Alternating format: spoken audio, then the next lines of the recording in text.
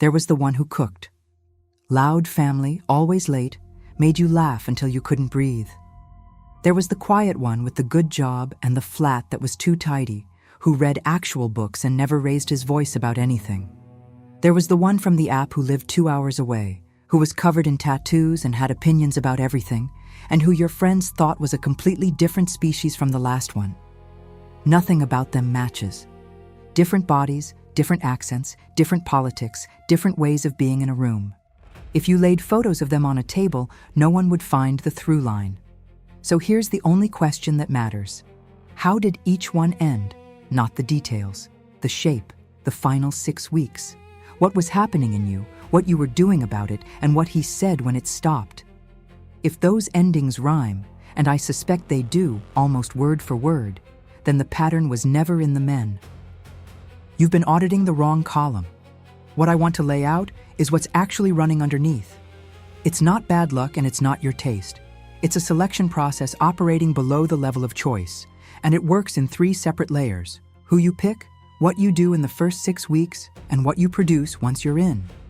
Miss any one of those, and you'll keep swapping men and getting the same ending, which is exactly what's been happening. Let's start with the picking. Jeffrey Young, who developed schema therapy, has a phrase for this: schema chemistry. A schema is a deep belief about how relationships go, formed early, sitting under everything you consciously think. People leave. My needs are too much. Love has to be earned. If someone really knows me, they'll go off me. And here's what Young observed clinically, over and over. We don't feel the strongest attraction to people who contradict our schemas. We feel it toward the people who confirm them.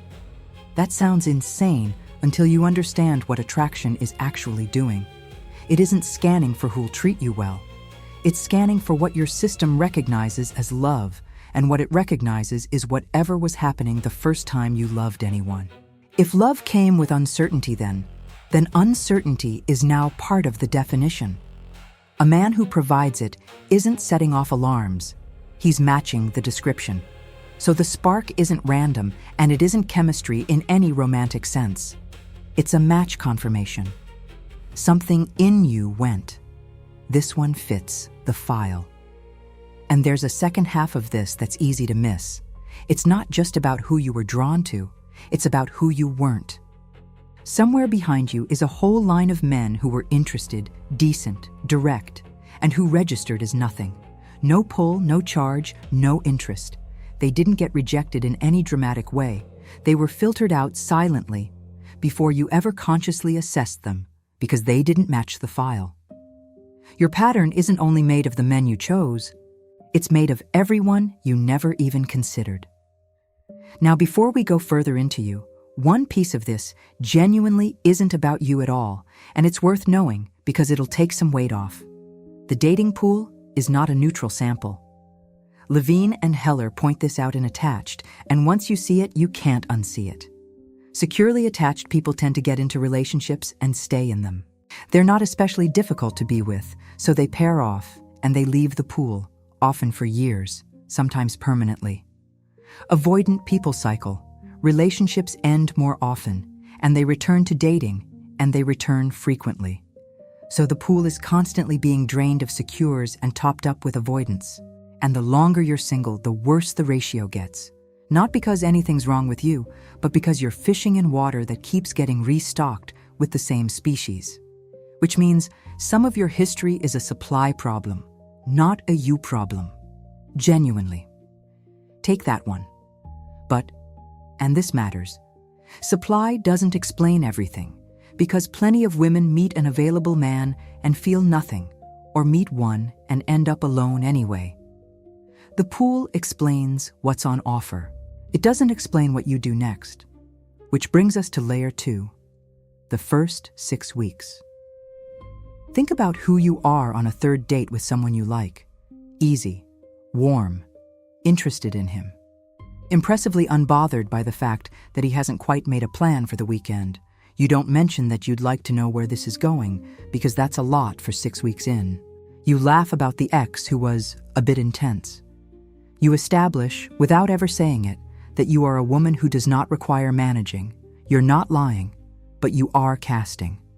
Because that performance does something very specific to the men in front of you. A man looking for an actual partnership, someone who wants to know what you need so he can meet it, finds very little to hold on to. There's nothing being asked of him, so there's nothing for him to step toward, and he drifts off, and you conclude he wasn't that interested. Meanwhile, a man who wants closeness without obligation has just found the ideal arrangement, and he stays. You didn't choose him. You created the conditions, and he self-selected. And by week 9, you're in the same relationship you've been in 3 times before, wondering how it happened again. The terms of every relationship get set in the first month, mostly through things that are never said out loud. What you don't ask for. What you laugh off. What you accept once without comment, because accepting it once is how it becomes the standard. Now layer 3, and this is the uncomfortable one, so I'll say it as plainly as I can. Once you're in, you don't just observe the distance. You participate in producing it. Not deliberately, but look at what fear actually does in your hands. He's slower to reply than usual, and something in you tightens. So you go a bit quiet, not to punish him, just to see, to find out whether he notices. Whether he comes after you, or you bring it up, but not straight. It comes out with an edge on it, half a joke with a blade in the middle, and he hears the blade. Or you check something. You ask a question you already know the answer to. You test. Psychologists call it behavioral confirmation, and it's brutally simple. What you expect changes how you behave, and how you behave changes what the other person does, and what they do confirms what you expected. So you brace for distance. Bracing makes you sharp or withdrawn or watchful. He responds to the sharpness by backing off, which is what people do when they feel monitored. And the backing off lands in you as proof. I knew it. I could feel it coming. You could feel it coming. You were also part of the weather.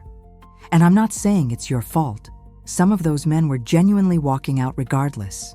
But if the ending has been identical across 3 or 4 completely different men, then something is being contributed by the one person present at all of them. That's not blame, it's just the arithmetic. So, why? Why would anyone run a process that keeps producing an outcome they don't want? Because you're not trying to have a relationship with him. You're trying to win an old case. Freud called it repetition compulsion, and the popular version, that we're drawn to what hurt us, misses the point entirely. It's not that you want the pain, it's that some part of you is trying to get a different outcome from the same situation. To go back into the dynamic that broke you, and this time, prevail. Be good enough. Be patient enough. Be so undemanding and so lovely that the unavailable person finally turns around and chooses you. That's not self-destruction. That's an attempt at healing, aimed at the wrong target.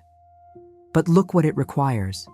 For the win to count, the man has to be genuinely difficult to reach.